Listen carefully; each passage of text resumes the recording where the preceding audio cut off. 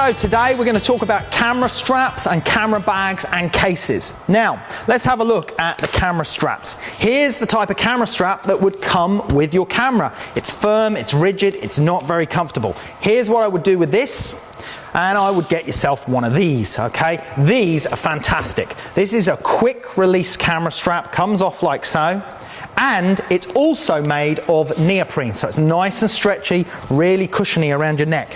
Now, why do you want a quick release strap? Well, the reason is that when you're working with your camera on a tripod, you're tilting it left and right and up and down, you don't want that strap to be falling in front of the lens and getting in the way of your picture. So it's a great idea to have the quick release. If we look at the actual quick release, really easy, just to plug it in like so. And then, as I said, with that cushioning neoprene, it means that the thing is nice and comfortable around your neck. You've got that bit of spring in it that those rigid straps don't have. So even when you've got a heavy camera and heavy lens, this makes it more comfortable. So let's have a look at camera bags. Let's start off with this little compact bag here. Now, this sort of size bag is great for just one camera with a lens and maybe one extra lens or a flash gun, and then a few accessories in the front pocket. It's a little bit small for the stuff that I need to carry around, but it's great for a few extra bits and bobs to carry about. One of the other bags that I've used for many years, this one's been all over the world with me, is this Lowepro backpack bag. And this is just like a rucksack that you sling over your shoulder. And then inside, you've got quite a bit of room. It has the Velcro dividers, so you can rearrange the setup of your equipment inside the bag with the Velcro dividers. You've got all these internal pockets for your memory cards, your filters and your accessories, and even more pockets on the outside. So you can actually fit a surprising amount of stuff into those bags. Now, one of the disadvantages with this bag is that when you want to get the equipment out of it, you have to actually physically take the whole bag off, put it down on the floor and open it up. Now, sometimes when you're photographing in a really busy, hectic environment, you don't really want to put your bag down and leave it there. Or if you're working with wet sand or landscape and it's damp or rainy, you don't want to have to put your bag on the wet floor. So there's another type of bag that I've started using, and that is the Lowepro slingshots. Now, this is the medium-sized slingshot, and it's similar to a backpack bag, and it also has about the same amount of room as that one, but it works slightly differently. Let me show you how.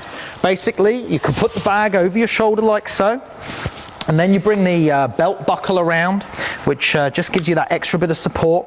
And then you've got a backpack style bag. But what's different about these is that if you unbuckle it here, you can just sling it around like this. And it means that you can still access your camera gear and your lenses and bits and pieces from the top there. So it means that you can take your camera out and then you can start shooting, but you don't actually physically have to take the bag off or put it down on a wet surface. So this can be quite useful, and it can actually even work like quite a nice support to help brace yourself with the camera. So sometimes when I'm shooting, I'll keep one camera around my neck, another camera in here, and I've got all the stuff to hand. So fantastic little bag setup that is. Now, those Lowepro slingshot bags come in different sizes. Here's one that's slightly smaller if you've got less equipment, that one, but the same sling round mechanism is exactly the same.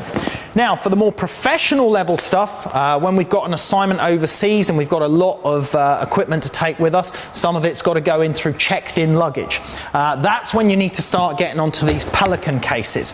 Now, you can see this one's pretty battered up. It's got security labels and airline labels all over it. This one's been around the world with me several times over the years, and it's still going strong, and these are pretty much indestructible.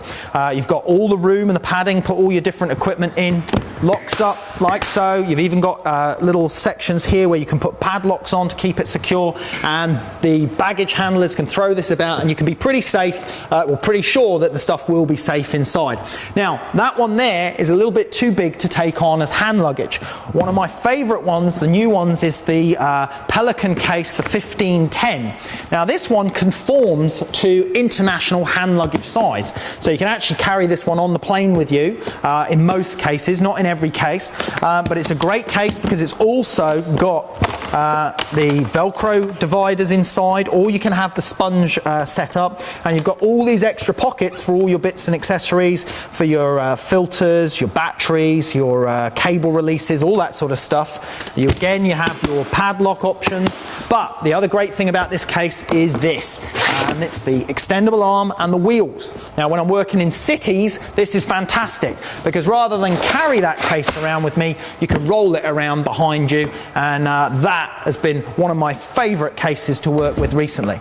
So that gives you a bit of a brief overview on some of camera straps and cases. There's lots of different ones on the market, lots of different ones that you can find in different sizes, but hopefully that gives you a little bit of starter information to help you make your choice.